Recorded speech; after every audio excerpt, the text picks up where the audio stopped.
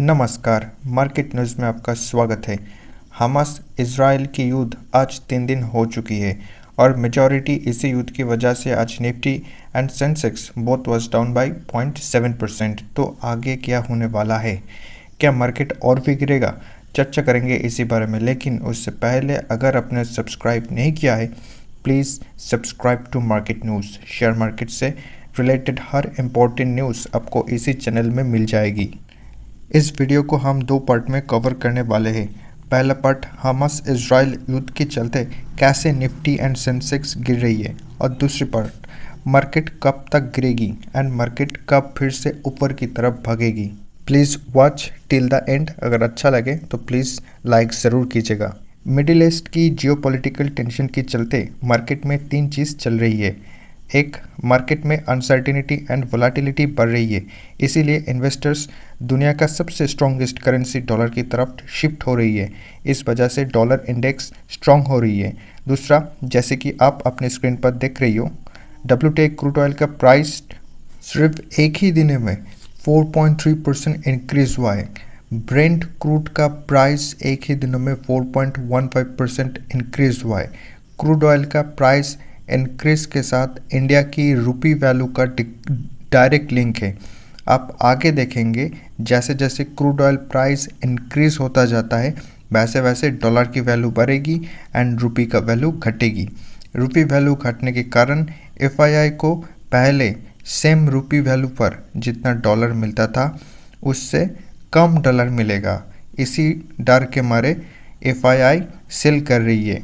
तीसरा, US bond yield 16 year high पर trade कर रही है। जब दुनिया में युद्ध की खतरा मंडरा रही है तब नेचुरल सी बात है FII रिलेटिवली सेफ एंड अभी बहुत ही अट्रैक्टिव US बॉन्ड में इन्वेस्ट करेगी। इजराइल हमास युद्ध के चलते ये 3 चीज़ एक्सेलरेट हो रही है: rising dollar index, crude price increasing and bond yield strong होना। इसी वजह से FII इंडियन मार्केट से पैसा निकाल के US बॉन्ड में इन्वेस्ट कर रही है एंड मार्केट फॉल कर रही है। अब दूसरा पार्ट कि ये जो मार्केट गिर रही है, ये मार्केट कब तक गिरेगी और मार्केट कब रिबाउंड होगी, मार्केट फिर से कब ऊपर की तरफ भागने लगेगी। अगर आपको अभी तक अच्छा लग रही है, please like to market news. 1 अगस्त से FII ने 55,700 करोड़ रुपीस सेल किया है, लेकिन DII ने 1 अगस्त से 49,700 करोड़ रुपीस नेट बाई किया है। तो ऐसा क्या है कि FII जब सेल कर रही है, DII लगातार सपोर्ट कर रही है मार्केट को बाई कर रही है।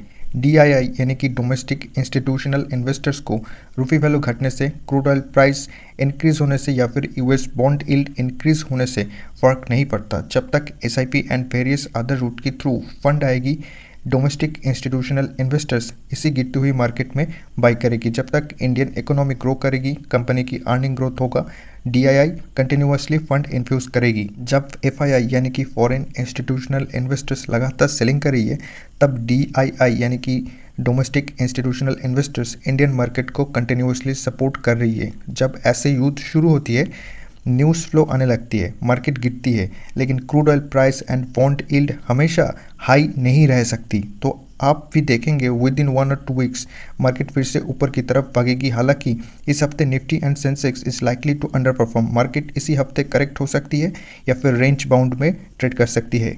यहाँ पर एक और प्रिडिक्शन लगाना चाहता हूँ, हालांकि ये सिर्फ प्रिडिक्शन ही है। US market another rate hike की एक्सपेक्ट कर रही है, लेकिन अगर बाय चांस रेट हाइक नहीं होती तो बॉन्ड यील्ड जो 16 ईयर हाई पे ट्रेड कर रही है वो धीरे धीरे नीचे भी आने लगना शुरू हो जाएगा। तब फिर से FII का जो फंड आउटफ्लो हुआ था इंडिया से, वो फंड फिर से इंडिया में फिर से लौट आएगा। क्योंकि दुनिया में जितना भी इमर्जिंग मार्केट है उनमें से इंडिया की कोई भी विकल्प अभी नहीं है और आने वाले 5 से 10 सालों में भी आते हुआ नज़र नहीं आ रहा। तो सारा फंड इनफ्लो इंडिया में ही आएगा। उम्मीद करते हैं हम आपको कुछ क्लैरिटी देख पाए हैं कि इजराइल एंड हमास के युद्ध के चलते क्यों मार्केट गिर रही है और मार्केट कब तक गिरेगा, मार्केट फिर से कब रिबाउंड होगा। अगर आपको अच्छा लगा है तो please like and subscribe to market news.